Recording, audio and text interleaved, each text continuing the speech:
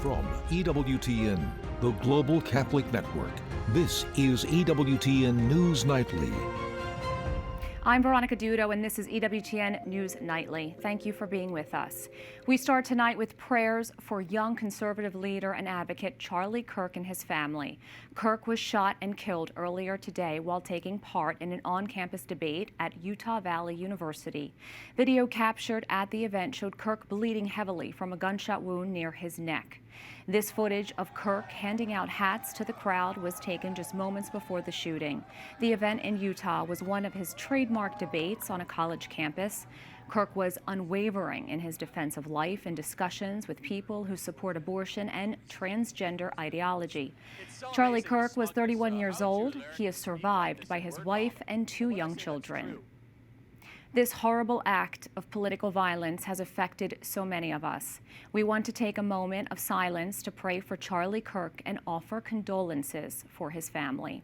Eternal rest grant unto him, O Lord, and let perpetual light shine upon him. May he rest in peace.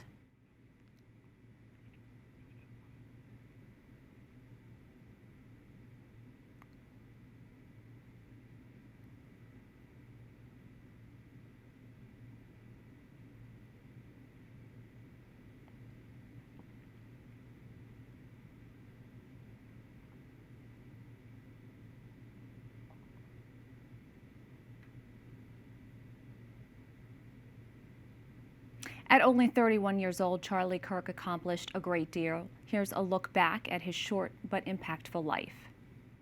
Charlie Kirk was born in 1993 in the Chicago suburb of Arlington Heights, Illinois. In high school, Kirk actively engaged in politics, supporting Mark Kirk in his U.S. Senate run. The two were not related. Though he attended Harper College, he later dropped out to become a full-time political activist. In 2012, he co-founded Turning Point USA at just 18 years old. The organization advocates for conservative politics on high school, college, and university campuses. From there, he became a well-known figure in the conservative movement, supporting the pro-life cause and Christian ethics. Though he was an evangelical, he often defended the Blessed Virgin Mary to fellow Protestants. In 2021, he married his wife Erica, with whom he had 2 children, a 3-year-old girl and a 1-year-old boy. The shooting drew an immediate reaction from leaders on both sides of the aisle. Many asked for prayers for Charlie Kirk and his family and called for an end to political violence. White House correspondent Owen Jensen continues our breaking news coverage. Owen? Well, Veronica, President Donald Trump, Vice President J.D. Vance, cabinet members, all responding to Charlie Kirk's horrific killing today. National Democratic leaders also mourning the violence, and let me share some specific items with you right now. We'll put them up on the screen. President Trump posting on Truth Social earlier, "The great and even legendary Charlie Kirk is dead. No one understood or had the heart of youth in the United States of America better than Charlie. He was loved and admired by all, especially me, and now he is no longer with us. Melania and my sympathies go out to his beautiful wife Erica and family. Charlie, we love you." President Trump also ordered flags to be flown at half-staff in honor of Charlie Kirk. We witnessed, I did myself, the White House flag going down as a sign of respect. Now, the order remains in effect through this Sunday evening at 6 p.m. And Vice President J.D. Vance posted on X, "Eternal rest grant unto him, O Lord," after he learned that Charlie Kirk had died. And former President Joe Biden tonight adding his sentiments, writing, "There is no place in our country for this kind of violence. It must end now." Jill and I are praying for Charlie Kirk's family and loved ones. And lawmakers on Capitol Hill what's also happened. speaking Political out. violence has become all too common in American society, and this is not who we are. It violates the core principles of our country. Political violence, which this attack seems to be, has no place in this country. None. I'm deeply disturbed by the threat of violence that has entered our political life. And indeed, Veronica, very sad day here, and even here in the White House grounds, normally you have reporters talking and jostling about and just kind of talking loud, making noise. Today, a very somber mood here, respectful and indeed just sad. Very sad. Thank you for that report, Owen. We will have continuing coverage of Charlie Kirk's murder tomorrow. I know you also covered another big story today about Poland after Russia sent drones into the NATO territory. Please tell us about that. Yeah, that's right, Veronica. That did in fact happen overnight. Russian drones entering Poland airspace. They had to be shot down out of the sky. In fact, Polish and Dutch fighter jets from NATO scrambling to intercept drones. Peace tonight nowhere to be found. Poland says several Russian drones entered its territory overnight, describing the incursion as an act of aggression. Odnotowano pierwsze naruszenie przestrzeni powietrznej. Polish Prime Minister Donald Tusk told Parliament they recorded 19 violations and that Russia has declared war on the entire free world.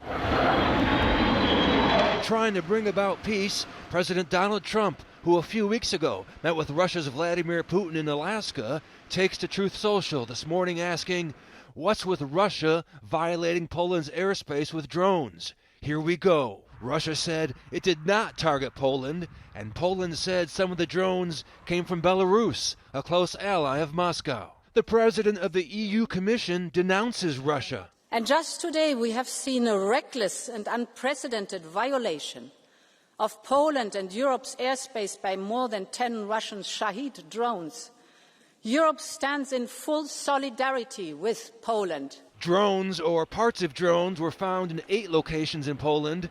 A house was hit in a village near the Ukrainian border. The NATO Secretary General points the blame at the Russian president. To Putin, I mean, my message is clear. Stop the war in Ukraine. Stop the escalating war, which he is now basically mounting on innocent civilians and civilian infrastructure. Stop violating Allied airspace and know that we stand ready. That we are vigilant and that we will defend every inch of NATO territory. Polish airspace has been violated many times since Russia's invasion of Ukraine, but never on this scale. Democratic House Leader Hakeem Jeffries says America needs to stand with Poland. At what point will Donald Trump come to the conclusion that Vladimir Putin is not a friend of the United States? He's not a friend of Western democracy. He's not a friend of the NATO alliance or the free world. He's an enemy. Now tonight, the incursion and NATO response have raised fears the war in Ukraine could spill over as Russia steps up its attacks. At the White House, Owen Jensen, EWTN News Nightly. Joining us now is Oz Sultan, the chief strategist at the Sultan Interactive Group. Welcome to the show. Thank you for having me. This is the first time NATO members have operated in concert to shoot down Russian weapons over a member's territory.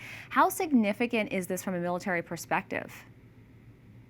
This is tremendously significant. So America has housed a good chunk of our armored units as well as our tank divisions in Poland for a period of time now. They have been a long-standing member and participant in the war on terror. They've also been big supporters in the war against Russia in Ukraine. So this kind of sets the stage for a new phase of this combative situation, one that may be bleeding out into more of a regional conflict. Now, Prime Minister Donald Tusk described this incident as bringing Europe the closest to open conflict since World War II. Do you see this drone incident as a deliberate provocation by Moscow, or could it have been a miscalculation? Moscow doesn't miscalculate things like this. And when we're coming to incursions by drones, you know, it's part surveillance, it's also part ops on their part, where they're expressing their perspective on hegemony. You know, remember that Poland at one point in time was under their specter of influence. And I think what they're doing here is they are coming to the table in negotiations in Ukraine, but they're trying to continue to exert their power, even though the Ukrainians have been pushing back, destroying refineries, things like that. So it's significant in a very, very big way. Now, given the increase in Russian drone incursions, what additional defense measures might Poland and other NATO states implement? Well, number one, I think if you've seen recently, Israel had shared portions of their Iron Dome with the UAE. As we talk about the Golden Dome inside of America, we may be looking to extend some of those niceties to some of our partner states in the European Union. Especially if we continue to see incursions by Russia. Now, I think everyone's taking a wait and see approach to this. The commander of the European Command for the United States military is also taking a bit of a wait and see approach. So we have to see if this escalates or if this was really more of a test on the part of the Russian government.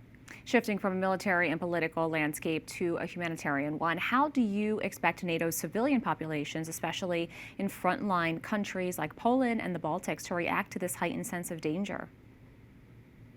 I think it's going to set warning bells off across Europe. The same way Germany has been talking about significantly rearming is also the same way that I think the Balkans are going to start looking at a defensive posture in a more meaningful way. That may mean more engagement with the Secretary of War Hegseth. That may also mean a little bit more of America in terms of a protectorate. Pax Americana worked for a long period of time. I think we do want to keep, Europe within that sphere of peace. But in order to get there, that may require a bit more of commitment on our part. Sultan, Chief Strategist at the Sultan Interactive Group, thank you. Thank you for having me.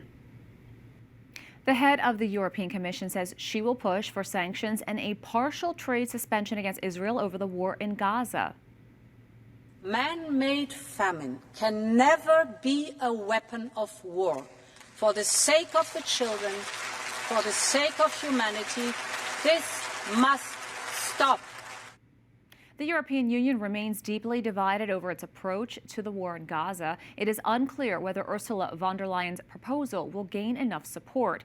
Meanwhile, Israel has carried out heavy airstrikes on Houthi targets in Yemen's capital. The Houthi-run health ministry says at least 35 people were killed and 130 others injured. Israel says the strikes were in response to earlier attacks by the group.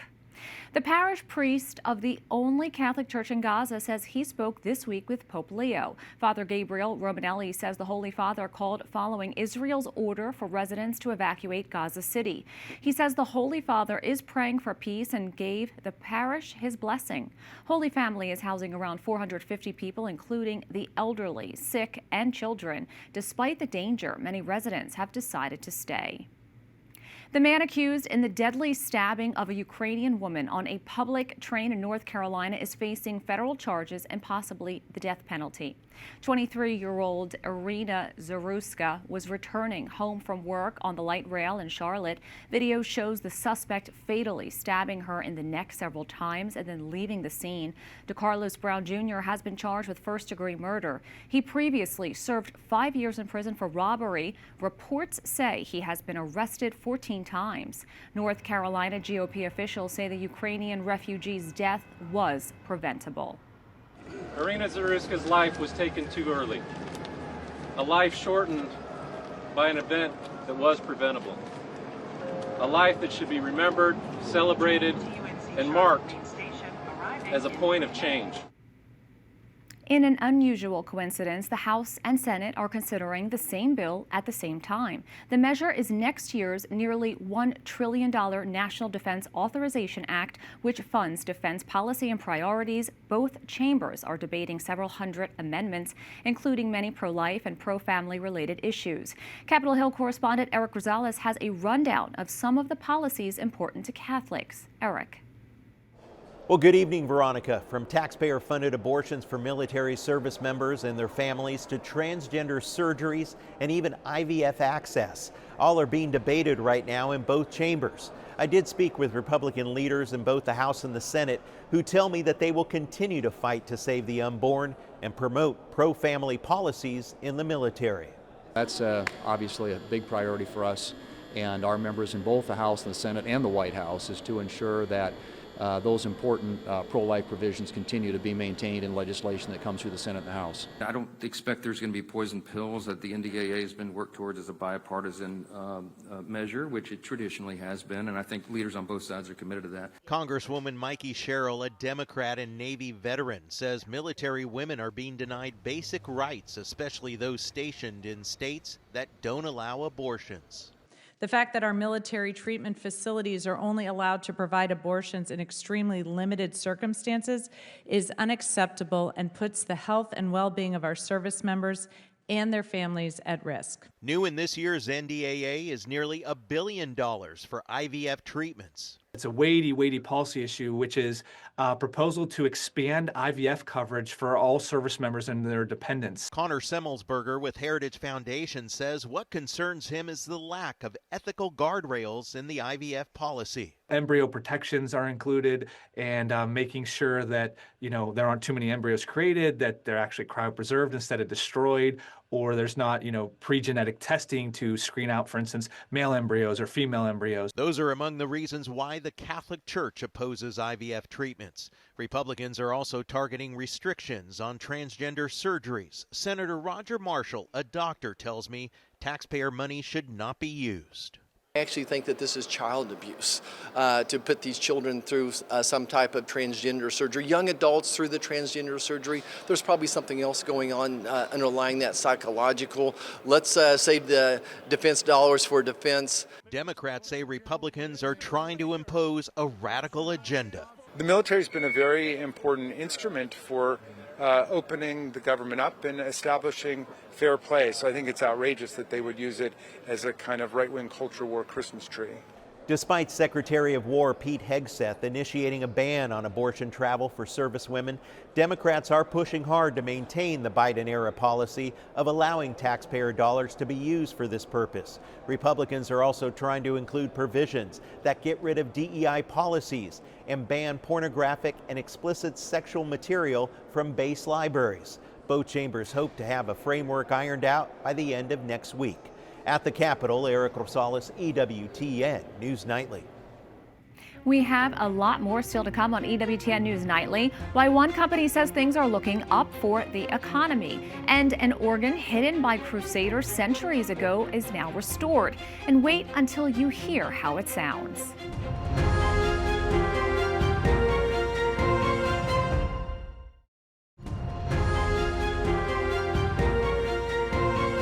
A federal court says an embattled Federal Reserve governor can remain in her position while she fights the White House's push to fire her. Lisa Cook was granted an injunction while the dispute makes its way through the courts. The White House says Cook committed mortgage fraud on 2 properties she purchased in 2021. The judge says the allegations are not sufficient legal cause to fire Cook. The White House is expected to appeal. Some promising news for the U.S. economy. The tech company Oracle gives a stunning forecast for revenue growth, leading to a record run on Wall Street. Another boost for the stock market came after a surprisingly encouraging report on inflation at the wholesale level. Investors now expect the Federal Reserve will cut interest rates for the first time this year at their next meeting next week.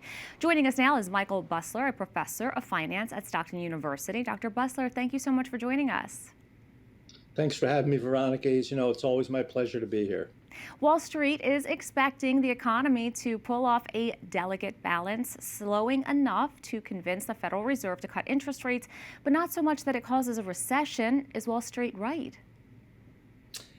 I believe so. I think the Federal Reserve that meets next week will probably cut interest rates by 50 basis points. And that's based on looking at job numbers and the revisions to job numbers. It turns out that not only from March 23 to March 24, it was reported that job numbers were overstated by 800,000 jobs. It was just released that the following year, from March 24 to March 25, they overstated it by 900,000 jobs.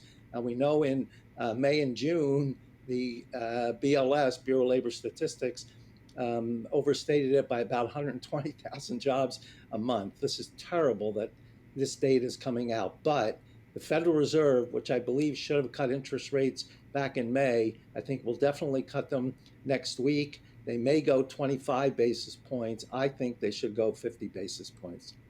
Put the earnings report from Oracle into perspective for us. Why is this forecast so important? I'll tell you, they forecast such a huge increase in profitability. Their stock shot up, and they're very optimistic about the future in the products that they sell, the cloud computing and AI coming into this.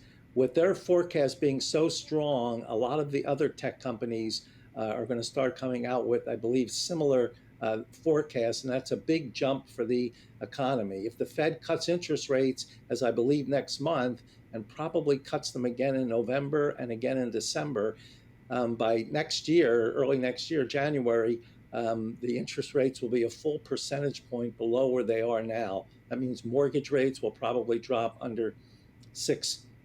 Credit card debt interest rates will go down. Car loans will go down. It's a real positive for America. I think the Oracle statement and the Fed cutting interest rates should bring a lot of optimism.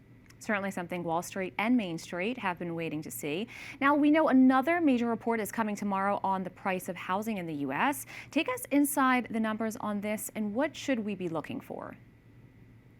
So housing prices, which have skyrocketed over the last few years, the prices have started to moderate. I don't think you'll see a big jump in housing prices in the report tomorrow, and indeed you may see a slight drop in housing prices, mostly because people who want to buy houses, they take a look at the price, they take a look at what the mortgage rates are, the resulting monthly payment is just too high for them to carry, and even too high to qualify for mortgages. The real long-term solution to the housing problem is get the interest rates down, to get mortgage rates down, and we have to start producing more houses. We have to increase the supply of houses. Not an easy thing to do, but I think that's what we're going to have to do. Michael Bussler, finance professor at Stockton University, thank you so much. My pleasure, Veronica. Up next on EWTN News Nightly, Pope Leo encourages the faithful to cry out when necessary, why he says it can be a profound type of prayer. Plus, music sounds once again from the oldest organ in the Christian world. So how does it sound? We'll show you.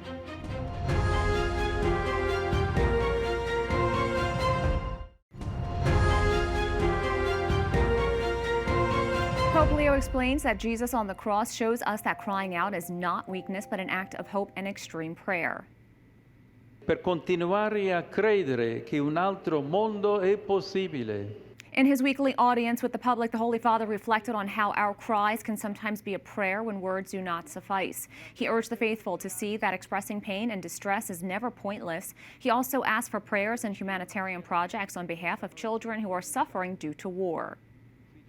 The Order of St. Augustine now has a new leader. Father Joseph Lawrence Farrell was elected as the new Prior General. He's the 98th leader of the order to which Pope Leo XIV belongs. The election happened Tuesday. Father Farrell was previously the order's Vicar General and Assistant General for North America. A new exhibit just opened outside Rome dedicated to a priority of the late Pope Francis's. EWTN Vatican correspondent Valentina Di Donato has more. Be the generation that creates change. 10 years ago today, young students from around the globe had their voices heard, going on strike from school as part of a global campaign for action on climate change. A small way to demand government and corporate action on the climate change they are inheriting. That youth movement is what inspired the Earth Partner exhibition that will take place at Borgo Laudato Si from September 10th to October 4th. 55 multimedia projects by artists from 28 countries explore how young people understand and feel about the current state of the environment climate issue of our time. Cardinal Fabio Baggio spoke to EWTN News at a conference held at the Vatican on the synergy between Borgo Laudato Si and the artistic exhibition, a first of its kind, with a mission to awaken our collective conscious through striking images. when Pope Francis launched the Laudato Si encyclical letter, he was particularly addressing the younger generations. He was thinking about a sensitivity which is already in their hearts, but can be boosted through many activities, educational activities. I do believe that the way that the process which was enacted in order to have it exhibited today was just part of his activities, important activities, engaging the youth through photography to look at the world that we are, look at the common home that we have today, and react to what can be done in terms of ecological conversion. Amber Olsen-Testino, the creator of the artistic endeavor and president of Art Partner, spoke to EWTN News at a conference for journalists on how the connection between the arts and the mission of ecological conversion are linked. For us, this being here is absolutely an honor. It's very, very exciting. And I must say that the church has been an integral supporter from the beginning. We've had interest and support. It was when all of the kids were striking for the environment. And we just thought, how can the kids be doing this? What can we bring to their service?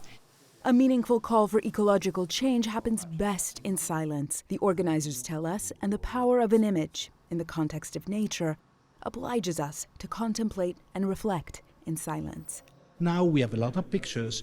The pictures are just revealing the sensitivity of the authors of the picture, and there is a different perspective for each one of them. They are coming from different countries. They are representing also the sensitivity of their culture, of their identities. So while we are looking at the picture, we are also entering into different cultures and into different sensitivities.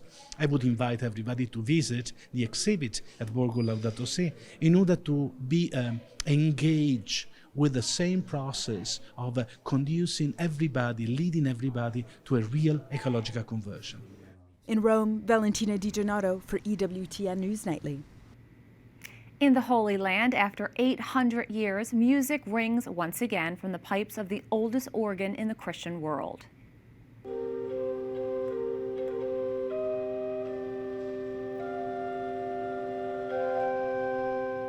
Historians say Crusaders brought this organ to Bethlehem in the 11th century. They buried it 100 years later to protect it from the Turks. Eventually, it was discovered in 1906 as workers were building a new Franciscan hospice for pilgrims.